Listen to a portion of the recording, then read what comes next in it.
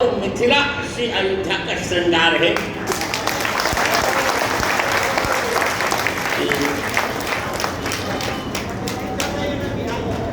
तिलक है और यहाँ तो सीता जी का हमारी प्राकट।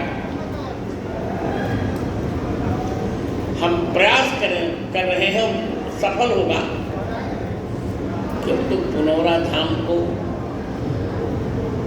पर्यटन के मानचित्र पर दुनिया के पर्यटन के मानचित्र पर इसको आना है।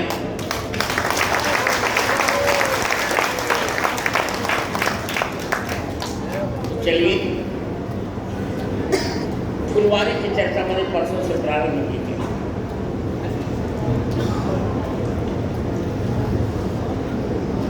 आज